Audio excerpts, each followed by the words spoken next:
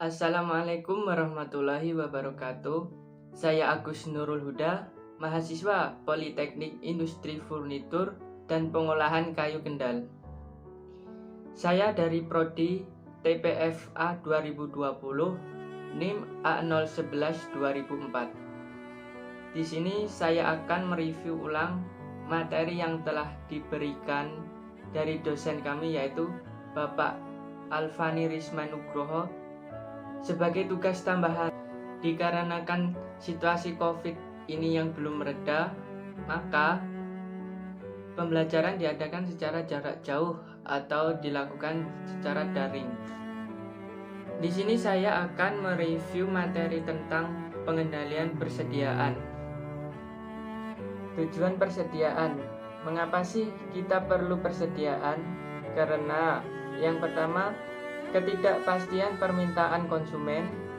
Yang kedua, memperlancar proses produksi. Yang ketiga, untuk mengantisipasi kemungkinan terjadinya kekurangan persediaan atau stock out.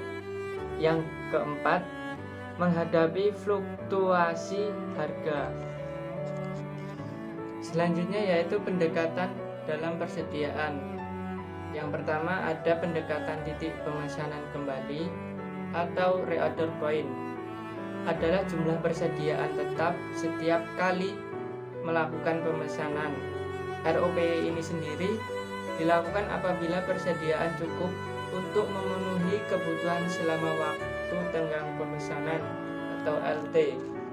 Ya, yang selanjutnya yaitu pendekatan tinjauan periodik atau periodic review approach. Adalah jumlah persediaan yang ditinjau pada interval waktu yang sama.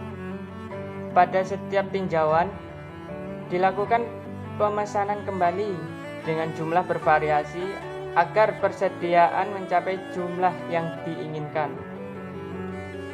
Jumlah pemesanan kembali didasarkan pada jumlah maksimum yang ditetapkan untuk setiap item persediaan. Periodic review approach ini cocok digunakan untuk pedagang eceran atau swalayan. Dan yang terakhir adalah material requirement planning approach. Adalah yang dirancang secara khusus untuk permintaan secara bergelombang yang dependen. Ya, selanjutnya kita akan mereview materi pengendalian persediaan. Biaya persediaan. Biaya persediaan itu sendiri meliputi yang pertama, biaya pemesanan, yang kedua, biaya penyimpanan, yang ketiga, biaya kekurangan persediaan, yang keempat, biaya yang dikaitkan dengan kapasitas, dan yang kelima, biaya bahan atau barang itu sendiri. Biaya pemesanan, biaya yang dikaitkan dengan usaha mendapatkan bahan atau barang dari luar. Biaya pemesanan dapat berupa biaya penulisan pesanan, biaya pemrosesan, biaya materai atau perangko, biaya faktur, biaya pengetesan, biaya pengawasan, dan biaya transportasi. Semakin besar frekuensi pembelian, maka semakin besar biaya pemesanannya. Yang kedua adalah biaya penyimpanan. Di dalam biaya penyimpanan ini terdapat biaya modal, biaya simpan, biaya risiko. Biaya modal, opportunity cost atau biaya modal yang diinvestasikan dalam persediaan, gedung, dan peralatan yang diperlukan untuk mengadakan dan memelihara persediaan. Biaya simpan, biaya sewa gudang, perawatan dan perbaikan bangunan, listrik, gaji personel keamanan, pajak atas persediaan, pajak dan asuransi peralatan, biaya penyusutan dan perbaikan peralatan. Biaya risiko. Biaya risiko ini memuat biaya keuangan, asuransi persediaan, biaya susut secara fisik dan risiko kehilangan.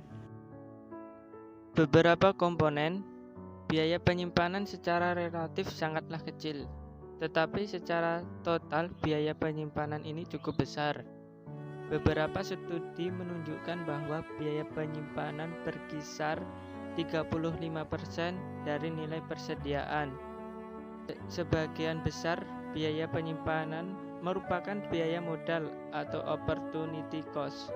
Dapat dilihat dari gambar grafik bahwa sifat biaya penyimpanan adalah semakin besar frekuensi pembelian bahan, maka semakin kecil biaya penyimpanannya. Yang ketiga adalah biaya kekurangan persediaan atau stock out cost. Biaya kekurangan persediaan atau stock out terjadi apabila persediaan tidak tersedia di gudang ketika dibutuhkan untuk produksi atau ketika customer memintanya. Biaya yang dikaitkan dengan stock out meliputi 1. Biaya penjualan atau permintaan yang hilang, yaitu biaya ini sangat sulit dihitung.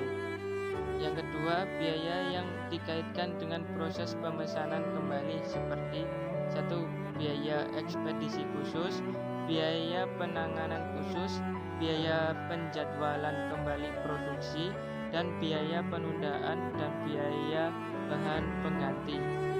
Yang selanjutnya adalah biaya yang dikaitkan dengan kapasitas. Biaya ini terjadi karena perubahan dalam kapasitas produksi. Perubahan kapasitas produksi diperlukan karena perusahaan berusaha untuk memenuhi fluktuasi dalam permintaan. Perubahan kapasitas produksi menghendaki adanya perubahan dalam persediaan. Biaya yang dikaitkan dengan kapasitas dapat berupa biaya kerja lembur untuk meningkatkan kapasitas, latihan tenaga kerja baru, dan biaya perputaran tenaga kerja atau labor turnover cost. Dan yang terakhir adalah biaya bahan atau barang itu sendiri. Biaya bahan atau barang adalah harga yang harus dibayar atas item yang dibeli. Biaya ini akan mempengaruhi oleh besarnya diskon yang diberikan oleh supplier. Oleh karena itu, biaya bahan atau barang akan bermanfaat dalam menentukan apakah perusahaan sebaiknya menggunakan harga diskon atau tidak. Mungkin itu tadi yang bisa saya sampaikan. Apabila terdapat kesalahan kata, kurang lebihnya saya mohon maaf. Wassalamualaikum warahmatullahi wabarakatuh.